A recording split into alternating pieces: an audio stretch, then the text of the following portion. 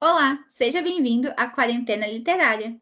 Eu sou a Prof. Carol. Eu sou o professor Matheus. E eu sou a professora Thaisa. Na aula de hoje, você irá aprender sobre as histórias em quadrinho, ou o universo dos quadrinhos.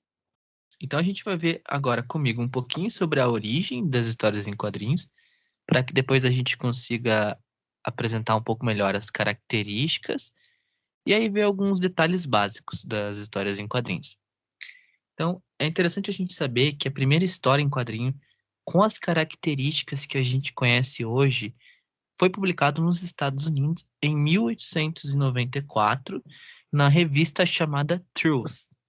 Com o sucesso do jornal, quando eles publicaram a primeira história em quadrinhos, eles viram que teve bastante sucesso. O jornal New York World passou a publicar oficialmente, pelo menos todos os meses. Nessa história em quadrinho que a revista Truth publicou, os personagens se comunicavam sempre com gírias, a linguagem era bastante coloquial e sempre trazendo reflexões sobre a sociedade do modo geral, questões urbanas, raciais, sempre dentro dessa perspectiva.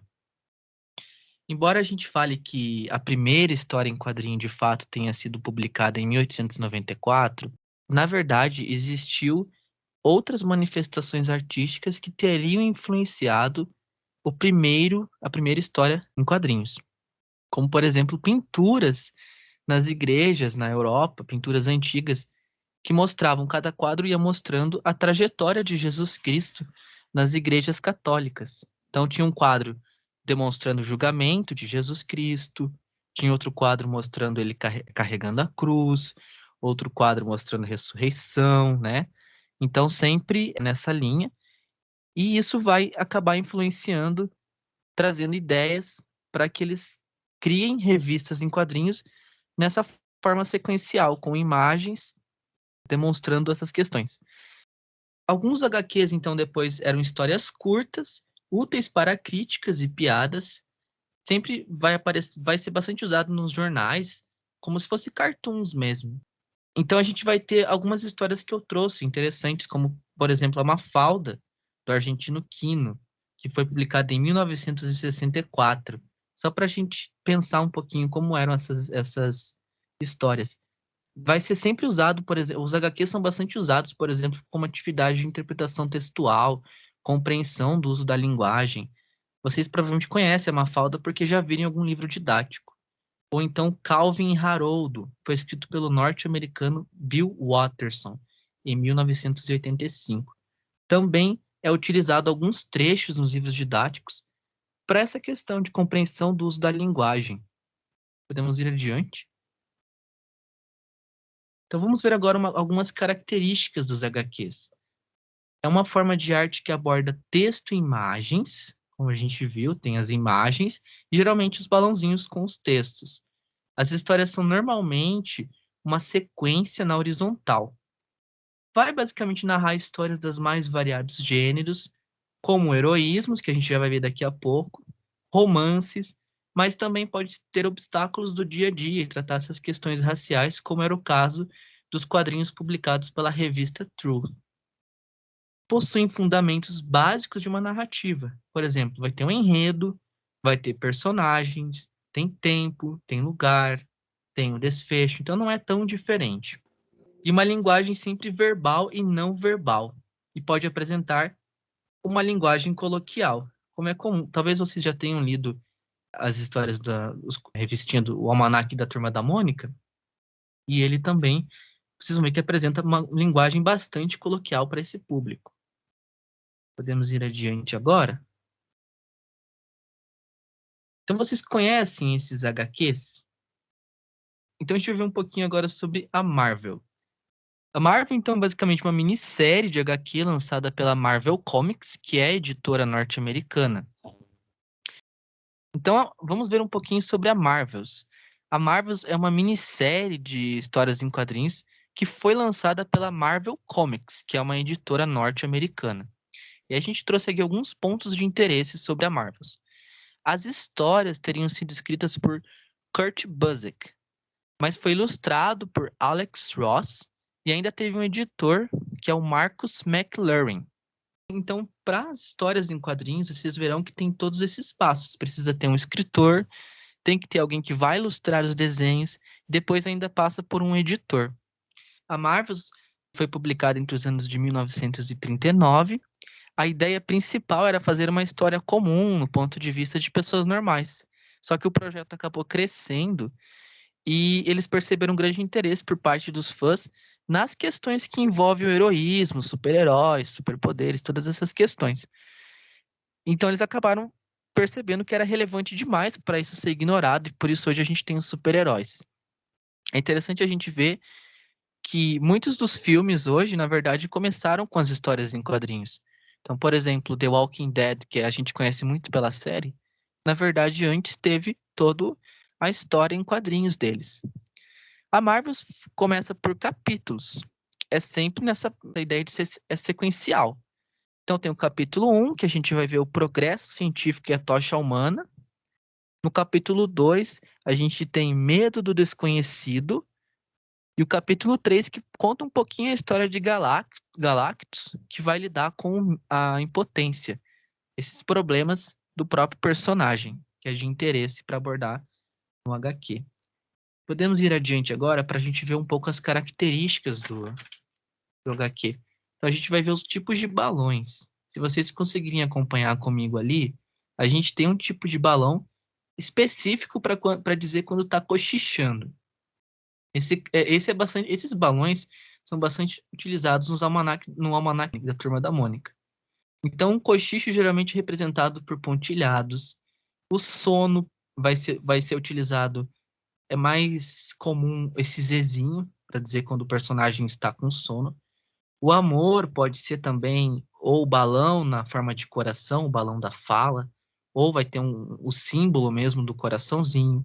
A música vai sempre ter essas notinhas musicais para expressar quando alguém está tocando alguma música, por exemplo, ou quando tem algum radinho ligado.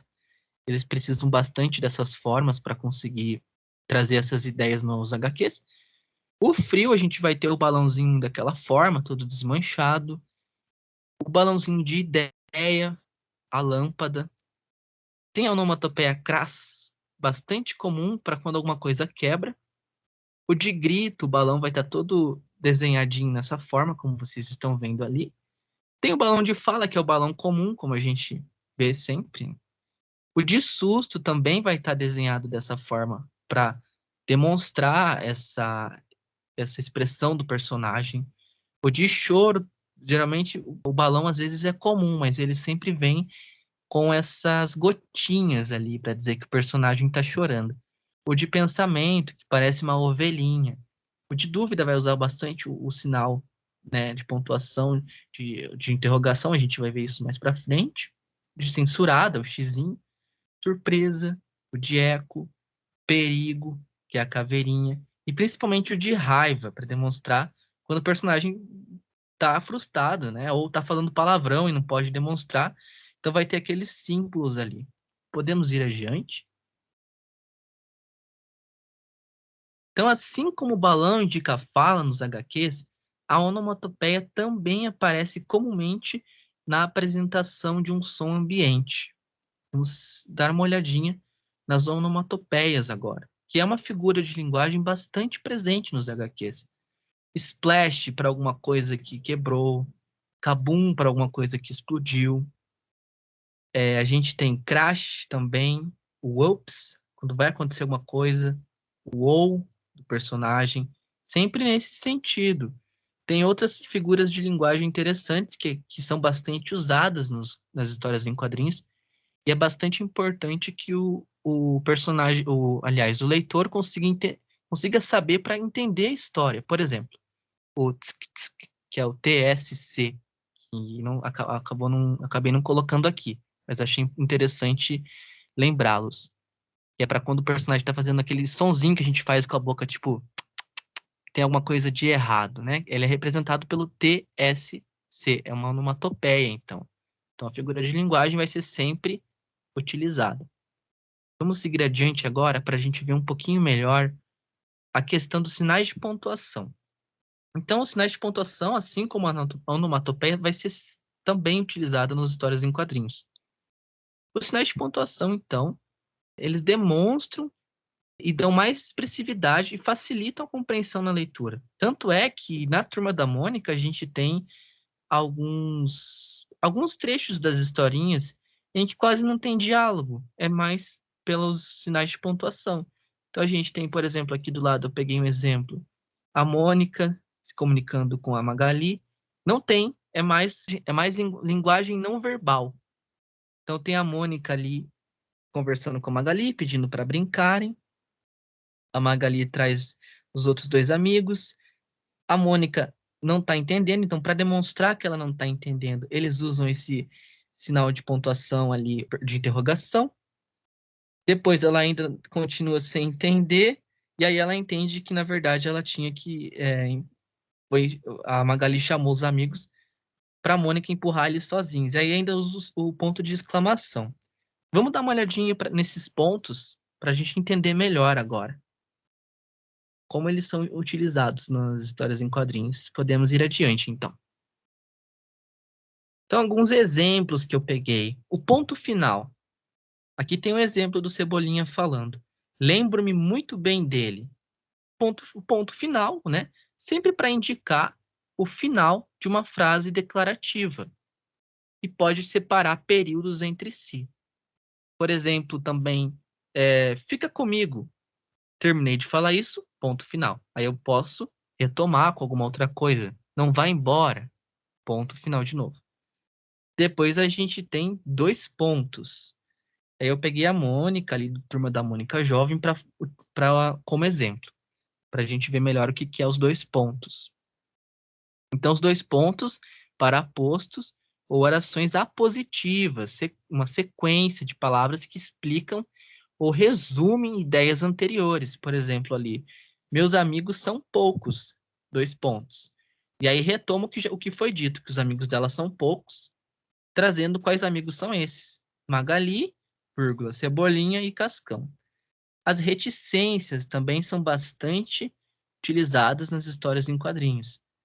As reticências vai sempre aparecer para indicar dúvida, hesitação do falante, né, do personagem, no caso. Ali a gente tem a Mafalda, ela está em dúvida no que ela vai dizer. Então, sabe, reticências. Eu queria te dizer que reticências, e esqueci. Então, essa hesitação aí foi utilizada. Também pode ser usado para a interrupção de uma frase incompleta. Podemos ir adiante para a gente ver melhor os outros exemplos? Aqui a gente tem outro exemplo de reticências. Meu pai não está, quem sabe mais tarde. Então, uma frase que não foi terminada, né? Vai ser usado reticência nesse caso. Ponto de exclamação. Minha nossa, o que aconteceu? Né? E também tem o ponto de interrogação junto para a gente ver. O ponto de exclamação geralmente vai aparecer após um verbo no imperativo, por exemplo, cale-se, e aí o ponto de exclamação. Vai aparecer após interjeição, né? Ufa, ai, puf. Não só para demonstrar esse caráter emocional, que no caso ali está expressando um susto. E aí, por fim, o ponto e vírgula. Está na hora de ir, ponto e vírgula, para dar continuidade ao que ele disse. Mas queremos ficar mais. No Chico Bento ali. Vamos adiante? Tem algumas denominações das histórias em quadrinhos que a gente vê. Anteriormente eram conhecidas como comics, que era cômico, geralmente porque era engraçado. Era essa a ideia, para ser alguma coisa engraçada. Mas com o passar do tempo, isso mudou. E a gente pode continuar falando comic, mesmo que a história não seja para esse lado mais do humor. A gente chama aqui no Brasil de histórias em quadrinhos, mas geralmente em outros países de língua portuguesa, eles também costumam chamar de bandas desenhadas. E como a gente viu, vai ser sempre essa arte sequencial, em que vai tendo a sequência da história dentro de quadrinhos e essa narrativa gráfica, né, que são os desenhinhos. Então, as histórias em quadrinhos podem ter variados gêneros e estilos. Não precisa ser necessariamente só sobre comics. Podemos ir adiante? Então, agora a gente vai falar um pouquinho sobre os mangás. O que são mangás? Mangás, elas são histórias em quadrinhos, desenhadas no estilo japonês, dando origem também aos animes. E a gente vai ter os tipos de mangás, são, né, elaborados no Japão, né? Então, a gente vai ter o Kodomo, e também eu vou estar falando um pouquinho sobre as características de cada tipo de mangá. Então, como eu tinha falado, Kodomo são os mangás destinados às crianças, sendo geralmente histórias engraçadas, com lição de moral e ensinamentos. A arte do Kodomo, ela é uma arte não muito exagerada, bem infantilizada, para poder manter a atenção dos leitores. Então, para chamar a atenção dos leitores, vai ter bastante vai ser bastante infantilizada. E um dos mais famosos é o Ampaman, que é o que vocês estão vendo na gravura do lado. Também eu vou ter o Shounen. Este Shounen, ele é o estilo de mangá responsável por levá-los para fora do Japão.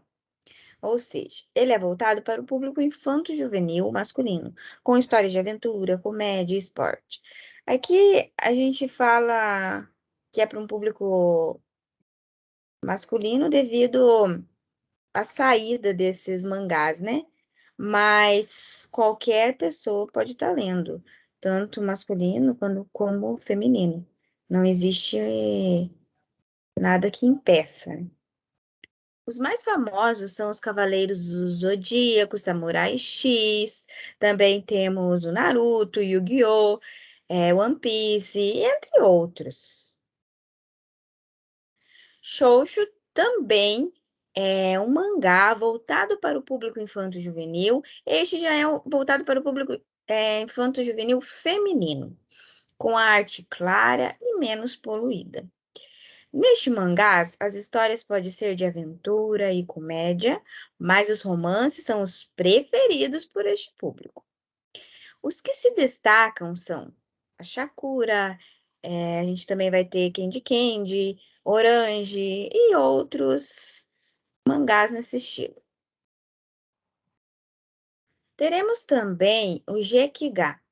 Gekiga, ele foi criado para fazer uma oposição ao mangá voltado para o público infanto-juvenil. Ele tem um estilo mais adulto. Ele apresenta temas densos, com traços pesados e menos cartunesco. A maior referência deste estilo é o Golgo 13. Também teremos o Seinen. Seinen ele é uma versão atualizada do Gekiga. Os mais famosos são o Akira, Eden Lobo Solitário, Old Boy, Blade, Lâmina do Imortal e entre outros. Outro mangá que, que eu também irei apresentar é o Shonen. Ele é equivalente ao Gekiga ou Seinen, porém ele é voltado ao público feminino adulto. Os mais populares são Honey and Clover, Nadame Contable e Paradise Kids. Bom, então agora que vocês já viram, né, sobre a história, né, das histórias em quadrinho e também sobre os mangás, que são, né, um tipo de quadrinho muito famoso no mundo inteiro, nós iremos aprender um pouquinho mais sobre a história das histórias em quadrinho no Brasil. Então, no Brasil, a origem das histórias em quadrinho ocorreu no século XIX ainda, e ela adveio da vertente humorística da imprensa, né, dos cartoons, das charges, das caricaturas. Porque no início, né, das histórias em quadrinho no Brasil, elas eram publicadas, né, nos jornais e nas revistas, né? Normalmente era assim, toda semana, né, saía uma continuação, né, um trechinho da história em quadrinho, e aí ia dando continuidade. A primeira HQ brasileira foi publicada, então, em 1869, na revista Vida Fluminense, em 30 de janeiro, né? Então, como eu disse, normalmente a publicação, né, das histórias em quadrinho no Brasil no início ocorria em revistas de jornais, E aí eram publicados trechinhos, né, semanalmente, diariamente ou então mensalmente. A primeira revista, né, exclusivamente de história em quadrinho que surgiu no Brasil foi a Tico Tico, que foi no início, né, dos anos 90. Porém, em 1939 foi publicada a revista O Gibi, que, né, foi uma revista muito famosa aqui no Brasil e que o nome dela deu origem, né, ao fato de nós chamarmos, né, as revistas, né, de histórias em quadrinho aqui no Brasil de gibi. É bem comum que, né, que a gente chame esse tipo de revista de gibi aqui no nosso país, e isso aconteceu por causa dessa revista, né, O Gibi, que foi publicada lá no início dos anos 90. Então, agora eu irei apresentar alguns tipos, né, de histórias em quadrinho aqui do Brasil. Começando pelo principal expoente, né, da história em quadrinho no Brasil, que é a Turma da Mônica. A Turma da Mônica, na verdade, é uma série, né, de histórias em quadrinho. O autor, né, dessa série de histórias em quadrinho é o Maurício de Souza, e ela foi originada em 1959 a partir de tirinhas de jornal. Nessas tirinhas de jornal, né, que foram publicadas primeiramente, os personagens principais eram o Bidu e o seu cachorrinho Franjinha. Então, né, no início do surgimento da Turma da Mônica no Brasil, nem existia a Mônica ainda, né? Os primeiros personagens foram o Bidu e o Franjinha. E só a partir de 1963 que os protagonistas passaram a ser a Mônica e o Cebolinha.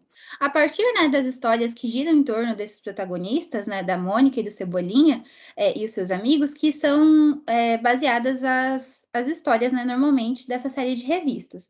Porém, né, não gira em torno apenas da Mônica e do Cebolinha. É bem comum que algumas passagens, né, das histórias envolvam outros personagens, porque a série da Turma da Mônica já possui vários e vários personagens. A Turma da Mônica tem gibis e outros produtos licenciados, então agora a Turma da Mônica não é mais só, né, uma série de histórias em quadrinhos, sendo também uma marca que é conhecida mundialmente, né, que tem vários produtos licenciados voltados para crianças e adolescentes.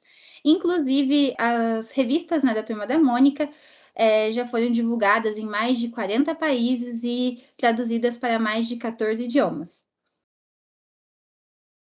Agora, eu trouxe aqui um outro exemplo de história em quadrinho nacional que se chama Tungstênio.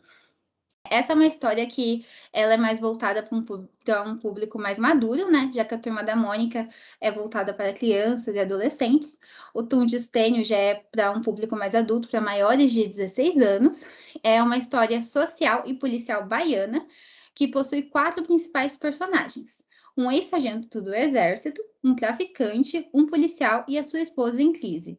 Essa história, né, na verdade, ela é mais assim do gênero dramático, né, e do suspense. Então, para quem gosta de suspense e drama e tem mais de 16 anos, é uma ótima pedida. Nessa trama, né, o que é interessante é que não existe, né, herói e nem vilão. Todos os personagens eles têm o seu lado bom e o seu lado ruim. As histórias dos 4 personagens são contadas ao mesmo tempo, a partir dos flashbacks e das câmeras de segurança. Então a história ela é passada por essa visão, né, a partir de flashbacks e das imagens, né, das câmeras de segurança. Essa história em quadrinho ela é muito famosa, porque ela ganhou prêmios internacionais. Então, esse é um exemplo, né, de história em quadrinho do nosso país que teve reconhecimento no mundo inteiro. Agora, se você não gosta, né, de um drama, assim, muito pesado e tudo mais, nós temos essa opção que é a Periferia Cyberpunk. É uma história de ficção científica que se passa, em um Brasil tecnológico e desigual. Então, né, essa história ela tem essa pegada, né, de ficção científica, porém, né, mostrando a questão da desigualdade social no nosso país. É uma ficção científica em cenário brasileiro, o que é muito interessante. Então, ela possui um forte apelo crítico, social e inovador. E na periferia cyberpunk, nós temos a história de 8 personagens que giram em torno desse mesmo universo, né? Que é um Brasil futurístico, né? Em uma era tecnológica, retratando a desigualdade social. Então, a partir de tudo que nós apresentamos aqui para vocês, né, sobre as histórias em quadrinho, nós temos como sugestão que você produza uma história em quadrinho, né? A temática pode ser variada, mas é importante que você retrate um tema que você acha que é relevante na atualidade do nosso país. Pode ser sobre o mundo em meio à pandemia, sobre o desmatamento, a poluição ou outros temas. Então é isso, e nós estamos ansiosos para poder prestigiar a história em quadrinho que você produziu. Até mais!